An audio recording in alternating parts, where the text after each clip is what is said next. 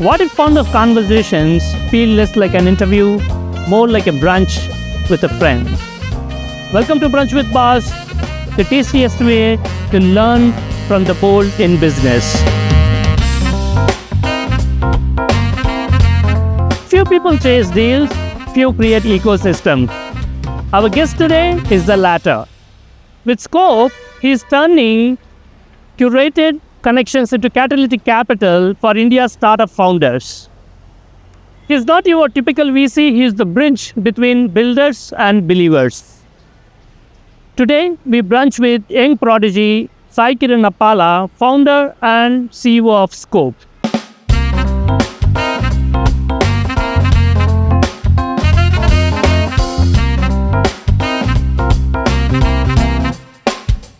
The man who is quietly rewriting how early stage founders access capital and guidance.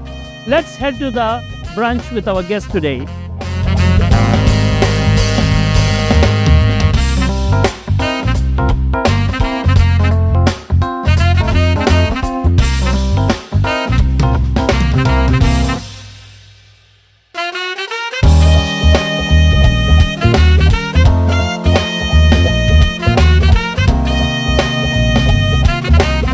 Right, Sai, welcome to the brunch with Boss. Thank you.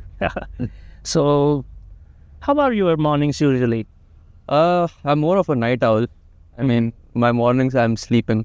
Okay. So today is exclusivity that I'm awake right now. Okay. Yeah. So I'm mostly awake till 4-5 a.m. in the morning. That's I prefer to work. Okay. Yeah. Mm. What is that one good meeting which you think you have missed? I think it was at the Delhi B20 summit. Oh, I had a chance to meet Shantanu Narayan. But I missed it and I regretted it. But I got the chance to meet Nandan Nilekani sir, Lynn Rothschild and everyone. oh. What was your earlier experience with startup ecosystem? You started very young, people don't understand words which the ecosystem use generally. Yep. But you got it too early into the scene. How did you cope up with the ecosystem? How do you, get into this ecosystem?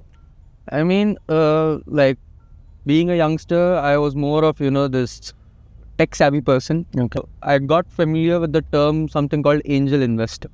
Somebody told me at that point. And I wanted to understand more what angel investors are for and everything. And I understood that angel investors are the type of investors in startup ecosystem who come at the earliest stage. Mm-hmm. Basically, a family, friends around and everything. Mm-hmm. So, when you were saying this point, I have a thought. What kind of rituals you follow? Do you have any particular rituals before getting into this kind of investor calls, meetings, and pitches? Before I get into that, I just listen to music very loud. Like I put on headphones, I listen to music. Like let's say I have 30 minutes away from a call. I listen to music, I'll close my eyes and I'll just relax. Into movies? A bit, not a lot, but a bit. How often you take time for that recreation? See, I watch on Netflix. I don't. If you're specifically asking, I go to theater or not, it's not specifically I go to theater. Okay. I've very rarely gone to a theater to watch a movie. But like two favorite actors, Allu Arjun and Rashmika Mandanna. Oh my God. And would you like to throw some light on your personal backdrop? So my personal background, my dad works at Novartis. Okay. He's a normal salary man. Mm-hmm. My mom's a homemaker. I'm the only child. Mm-hmm. And I have a dog. Oh, what's his name? Matrix. Okay. We are four family members. Dad has a PhD in statistics. He's more of a academic guy. Oh my God. Yeah. So it gives me a lot of complex over there. So for me, the best way to describe me is jack of all, master of none. So I was a lot into sports. I like chess a lot.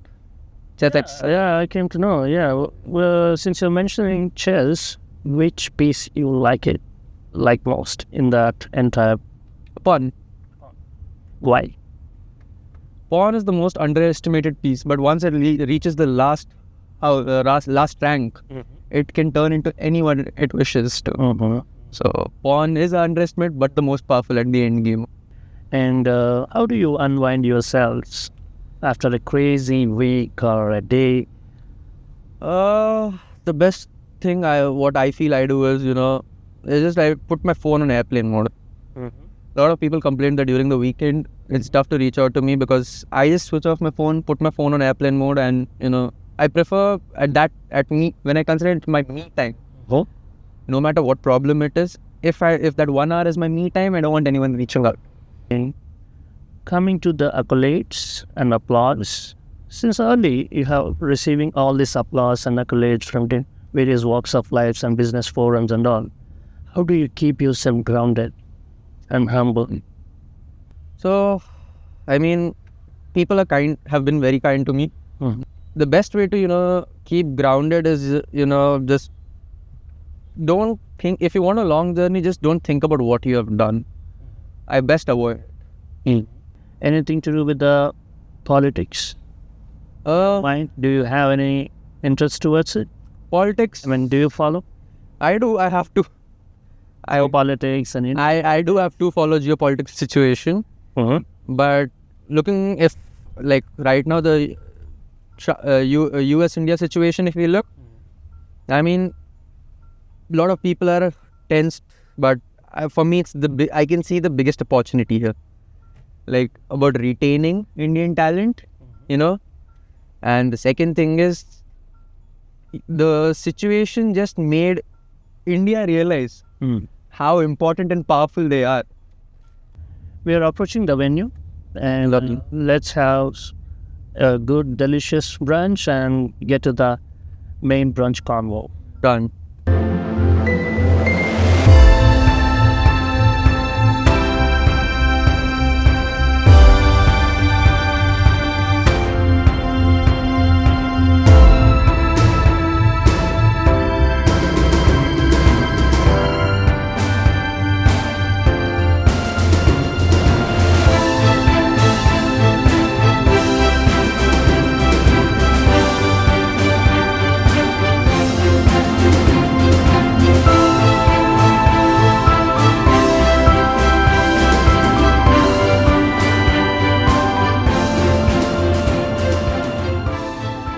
Hi, Sai Kiran. Welcome to Brunch with Boss. Thank you so much. Thanks for having me here. How was your experience with Scope so far? I mean, it's been quite the journey. Like, if I take it from my age perspective, okay, I should actually be enjoying and I should finish my college, look for my job, okay, but starting at the age of 17, trying to figure out my mistakes, making moves, it's been quite the journey. I can say it's been a roller coaster ride. Being a youngster, you have the societal pressure as well, where you have a certain expectation from the society, but you are doing something completely out of the box, and in which one mistake also is shown as failure. So that pressure is a lot. I understand. So considering all of that pressure, let's say every day is new, trying to navigate. Great. So, why Scope, and what kind of gap you spotted in the ecosystem, and what do you think you are solving with Scope? I mean, initially started off like the investment banking model, in which we tried to work with startups and investors in helping them connect with each other, understanding investors' theses of how they invest in startups and what are the specifications that they require before they get into serious talks with startups. And a lot of first-time founders don't have that clue, because looking at your generic whatever's available on the media out there, if you look at that in a generic basis, it feels like every venture out there is ready to fund any business, but it's not that scenario. It's very specific. They have internal mandates, internal memos about everything. So, helping founders understand that and helping them, instead of spray and pray model, okay, it's more of data driven, where you get to know who you're pitching and you have a chance to get selected over there. So it's more of that, we acting as a bridge. Every business thinks that they deserve funding, but funding comes to scalable businesses, something that can become really bigger. So that's why we made it an invite only model, where we understood the startup first. Can they actually raise funding or not? If they can't raise funding, it becomes more of a spam group. So we didn't want that. So, how do you reach out to the prospective aspiring entrepreneurs? How exactly they find you? I know it is an invite-only platform, but how exactly you reach out, or they reach out to you? Generally, people reach out to me through my socials, and I'm very active on my socials, so I do respond. Great, great. A lot of people might have astonished with the kind of achievements and accolades you have received so far. How do you, as an young adult, approach these big league players and raise funds or convince them for your vision? I mean, firstly, it's about consistency. Secondly, it's about research. Okay, consistentless. These guys get a lot of daily. They get a lot of leads. A lot of people try to reach out to them. You got to be consistent with your approach. It's not just 1 or 2 tries, 3 tries, 5 tries, 10 tries. It'll take more than that. And secondly, it's a research. What you're providing them, is that what they need? Having searched them up? Have you read about them? Have you read about their recent investments, their theses? Have you done your research? That's the basic point. Reaching out this many angels and family office and raising such kind of capital, do you think it is hard work or just plain lucky? It's hard work. There's the one thing that's not involved in this industry is luck. I wish luck was involved, but that is not involved in this industry. It's hard work, consistency, research. All these 3 play a key role. Great. So you have announced your Halo project. So throw some light on that Halo project. How is it gonna, be accessible to the aspiring entrepreneurs? So for Halo project, it's mostly for deep tech investments, as mentioned in the Halo project. It's to help deep tech founders in India to provide that ecosystem, to provide that capital. So as of now, we are closing. We are making the first close for that deep tech fund within this month, in which we will be able to deploy that patient capital, where we can help deep tech founders with the necessary capital, the necessary ecosystem network they require to help them grow. Because as we had a talk previously, India has one of the most smartest minds. There's no denying that in tech, in any field. Retaining that talent, to retain that talent, you need to give them resources. If you're not providing the resources, the brain drain is consistent. So to have homegrown AI startups at a scale where you want to compete with the big competitors, you need to provide them capital, resources, network, and be patient. So the thing we always lacked was in R&D. We did not spend a lot in patient capital in R&D. I agree. So when we spend good amount of patient capital in R&D and help these guys to really understand that ecosystem that they find in SF or anywhere can be provided here, then the whole thing. So that is the whole purpose of Halo project. So since you're mentioning VCs, family offices and all, what was your experience encountering family offices and angels? Are they open for patient capital to flow into Indian ecosystem? They are. Okay. It's just a matter of how we structure the return mechanism for that. Okay. So they're ready to deploy, but we need a mechanism smart enough which ensures their returns are good, unhindered. So until now, if you've seen the last 5 years, D2C startups are the most funded sector. You have not heard of a lot of tech startups. Okay. I wouldn't even say that there's a tech startup. Okay. It's more of D2C startups that are funded. I agree with you. Is it because of the speedy recovery of capital? The unit economics are very simple. The unit economics are very simple. The life cycles are shorter. Because a SaaS product will take you at least 5 years to see a buck in your account, and for development also it will take quite a long time. So that might be the reason, I assume, on that context. Yeah. So how exactly Scope is trying to arrest or mitigate the risk of failure rate of startups? Because we very well know in startup ecosystem the success rate is a single digit play. Mitigate the risk is a good question. See, mitigating the risk is first avoid the power login. Okay. If I am being a VC over here, I would not put my eggs in one basket and expecting that one basket to hit 100x, 200x. Avoid it. Okay. I do that, I'm digging my own grave then. If I am expecting the 200x return by investing in 10 companies and expecting one company to hit up, that's not going to happen. Maybe the 10 companies also will fail. Okay?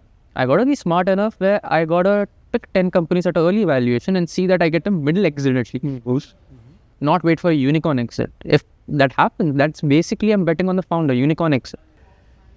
With Scope, if there is one moment for you to think, to pivot, what would be that? Interesting question. One moment that I think I would have pivoted in the past? Yes. I think I would have waited more to get into venture capital. Waited into vision? Yeah. Because right now, I'm already into venture capital. So the initial was, firstly, I would like to have some skin in the game, but I would have waited more. And after that, second thing I would have pivoted at that point in time is, I would have played more of an investment banker with VCs to raise funds. What kind of edge do you think it will give you if you take that pivot? Firstly, I would make more VC connect. I would have made more LP connects with the existing VC thesis. I would have worked with different theses of VCs. Okay, gain more experience, get more insights, and with that information, I would have started my own fund even more efficiently. Right now, I had to beat a lot of hurdles, and I made a lot of mistakes, and I feel that I would have avoided if I had taken that step. So that's the only pivot I think I would have taken. What is that one moment which changed everything for you in your journey? I guess it would be, as I told, I guess it would be more when I started the whole VC space for Scope. Okay. First, as an investment banker, a lot of people talk about I'll help you raise money and I will take a commission off of it. And there are a lot of players for that. When I became a VC, I saw the game, how it is played. And it was a lot of learning and a reality check for me. The operation is completely different. The way things happen are different. I got to know the time period of how much time it takes to close a deal, how feeder funds, master fund, how all of these operate. What is vintage? What is vintage? What is hurdle rate? All of these were, mind blowing, and it was like at one shot. It was like a lot of information. Bibliography of exactly investment ecosystem. And then how lawyers are your best friends in VC. How lawyers are exactly your best friends in VC, because they got to protect you at each and every step of the way. Yes. I guess that is the most turning point, and that is the most learning point for me, both at the same time. So far you have traveled. It's been over a decade in this journey, or I won't say a decade. half a decade. Half a decade is considered. Right. So you might have seen lots of ups and downs, doubts from your people, friends, and everyone. Yeah. So how exactly your team or believers, are sticking to you with the thick and thin? So if I have to speak about that, initially when you form a team like that, you shouldn't hire employees. Hiring employees is the worst mistake. If you hire people with employee mindset. And I did that mistake, and I paid the price for it as well. Okay? I paid the price for it equivalently. I did hire people with employee mindset, and it screwed me up at points. After that, I took a step back, I took a thought, and I saw people who wanted to build together. Okay? And when I did that, I found amazing people. And yes, we do have our ups and downs. It frustrates us. We have bad days. It, breaks us sometimes. We fight amongst each other. We have there are things that at the end of the day, we are humans. Okay? We have emotions. We have frustrations. We have our low points. Okay? We do fight, but we do understand we are putting our best efforts. So, who is your go-to advisor or a mentor for you? Who is that go-to person for you in your journey to relook or reassess your path or anything? So, if I have to look in that way, in my personal journey, it will be my dad. No. In my colleagues, it would be Jatin Wahane and Shivam Trivedi. I am, dependent, and I trust them both a lot with all of my work. And in my mentors, I would say Sherez T. Wilkinson and Kim Perrell. I would go to these guys at any point in time. If I could have taken a better decision, if I could have handled the crisis in a better manner. You're also operating from the US Yeah. and India as well. So what is that contrast which you find in the ecosystem of the US and in India? I think it would be, the life cycle for a deal that it takes Exactly. in India and US. Okay? In India, we are afraid to tell a clear no. I hope I'm not going to get criticized for this. But we are afraid to tell a clear no because, we don't want to hurt other person's sentiment. We don't want to hurt them. So we are a bit hesitant to tell a clear no. Right. In US, they're blatant. They will tell you a clear no on your face. But I guess that culture really helps. That will save a lot of for time. both of us. Yeah, it will save a lot of time. So, and the life cycle is faster. Or like for sales or fund, it's passed through. I've seen that. So over here, we have the best minds. Over there, we have the ecosystem. Great point.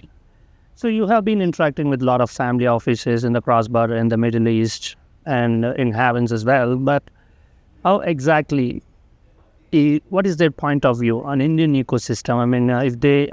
So they look at your execution of the fund, they look at your deal flow quality and, your waterfall model. So everything counts with them. So since you are interacting and playing in the game of VC ecosystem, which is into investments into startups and other companies as well, when money involves, it is all about trust. How are you building it? To build that trust, I feel, it's important to accept your mistakes. It's important to accept what you're weak at. Do you mean like you don't need to look like an omnipotent Marvel superhero? You can't be. That is the point. You can't be. Accept your mistakes. Be, open about what you're weak at. And I think being transparent. Owning that mistakes and holding accountability, self-accountability of that mistakes and trying to, not to repeat the same mistake and going far ahead is the only way, I feel, to build trust. Coming to one question, in Indian ecosystem, who is that one founder you felt has done exceptionally well? So at quick commerce, if I have to pick, I'll pick Adit Palicha. Okay? He's really bought that buzz around everywhere. If in tech, I'll have to pick in SaaS, Sridhar Vembusar. Okay. Him I'll pick. His grounded nature and his efficient way of just scaling things. Okay, let's get into the rapid fire segment and approach towards a wrap after this. Okay. Hope I didn't take your time. Hope you're enjoying. I am enjoying a lot. Great. Right. Growth or profitability? Profitability. Bootstrap or raised funds? Depends on the company. Hire fast or hire slow? Hire slow.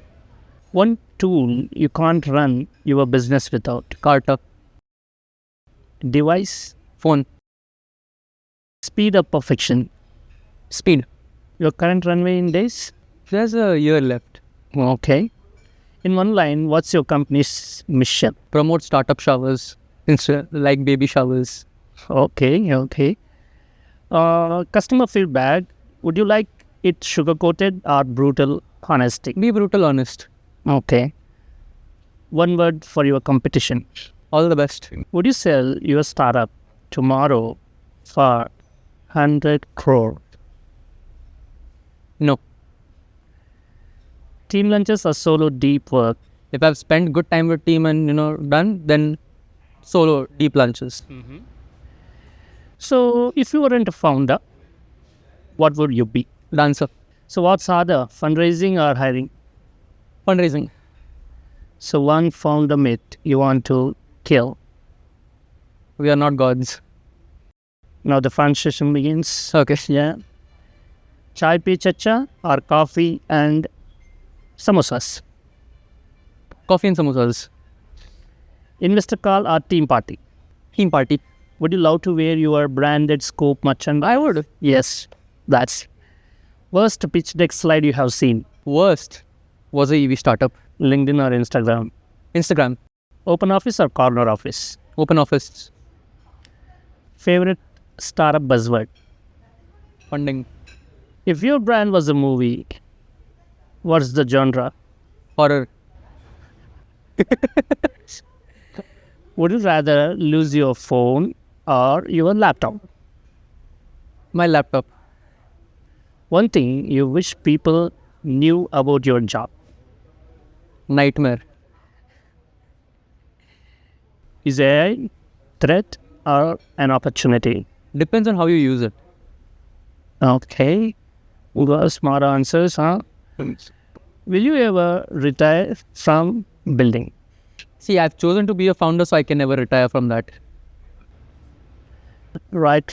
That's a wrap with the rapid fire. Lovely. That's cycling for us.